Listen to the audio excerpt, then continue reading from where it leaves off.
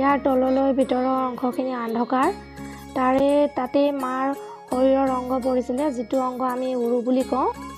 নমস্কাৰ, মই ৰিতাছ blogs and মন্দিৰ দৰ্শন নামৰ চেনেলটোলৈ আপোনালোকক সকলোকে পুনৰ এটা সুন্দৰ মন্দিৰৰ ভিডিঅ'ৰ সৈতে আপোনালোকক স্বাগতম জনাইছোঁ। আশা কৰিছোঁ আপোনালোকৰ সকলোৰে ভাল। আহক আজি মই আপোনালোকক অসমৰ দুখন শক্তিপীঠৰ ভিতৰত এখন সেইদিনাখন মা কামাখ্যাৰ দেৱালয় আপোনালোকক দৰ্শন কৰালোঁ। আজি মোৰ লগত আপোনালোকে দীঘেশ্বৰী দেৱালয় দৰ্শন কৰক আৰু দীঘেশ্বৰী দেৱালয় কেনেকৈ উৎপত্তি হ'ল আপোনালোকে শুনকচোন আৰু সকলোৱে ভিডিঅ'টো সম্পূৰ্ণৰূপে চাব। শিৱই যেতিয়া তাণ্ডৱ মূৰ্তি ধাৰণ কৰি নিজৰ পত্নীৰ শৰীৰটো কান্ধত তুলি লৈ ৰুদ্ৰমূৰ্তি ধাৰণ কৰিছিল, তেতিয়া ভগৱান শ্ৰীবিষ্ণুৱে নিজৰ সুদৰ্শন চক্ৰৰে গোটেই মা সতীৰ অংগটো ক্ষতবিক্ষত কৰি কাটি পেলাইছিল। সেয়া আপোনালোকে সকলোৱে জানে। তাৰে এতিয়া অংগ মা কামাখ্যাত পৰিছিল। সেয়েহে মা কামাখ্যা অন্যতম আৰু এখন দেৱালয় আমাৰ অসমতে আছে, সেয়া হৈছে দীঘেশ্বৰী দেৱালয়। আৰু এই দীঘেশ্বৰী দেৱালয়ত উৰু অংশটো পৰিছিলে। মই আপোনালোকক ভিডিঅ'ৰ জৰিয়তে দেখুৱাবলৈ চেষ্টা কৰিছোঁ উৰু অংশটো পৰা এই দীঘেশ্বৰী দেৱালয় পাহাৰৰ ওপৰত কেনেকুৱানো চাওকচোন মোৰ ভিডিঅ'টোৰ জৰিয়তে। আৰু এই পাহাৰৰ ওপৰত এতিয়াও মাৰ বসবাস আছে বুলি লোকপ্ৰিয় আৰু তাত থকা লোকসকলে কৈছিলে। আৰু ইয়াত এতিয়াও ৰাতি বাঘ আহে, মাৰ লগত বাঘ থাকে, এনেকুৱা ধৰণৰ কথা মই তাত শুনিবলৈ পাইছিলোঁ।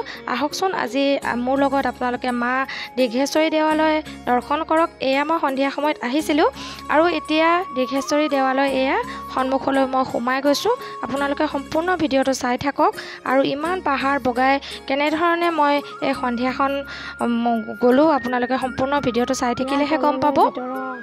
আৰু এনেকুৱা এটা সময় গৈছিলোঁ যিটো মই আৰতিখিনিও দেখিবলৈ পালোঁ, কিন্তু সন্ধিয়া লাইট চাইটৰ ব্যৱস্থা নাছিলে বাবে অকণমান ভিডিঅ'টো আন্ধাৰ হৈছে। আপোনালোকে সম্পূৰ্ণ ভিডিঅ'টো চাই থাকক।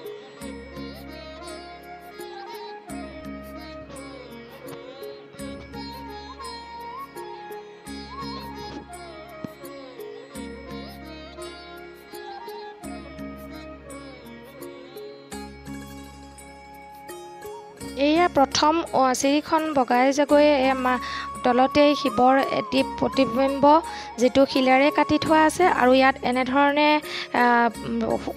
সকলোৱে সেন্দুৰেৰে এনেকৈ পূজা অৰ্চনা কৰি ওপৰলৈ উঠি যায়। আপোনালোকে ভিডিঅ'টো চাওক।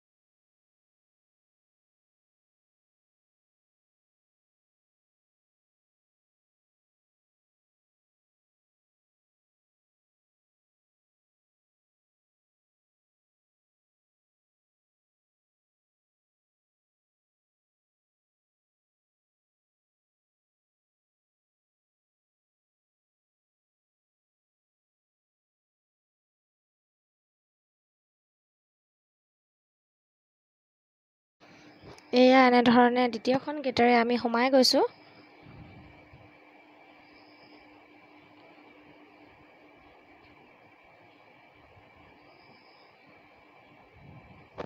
আৰু এয়া মই সোমাই গৈছোঁ।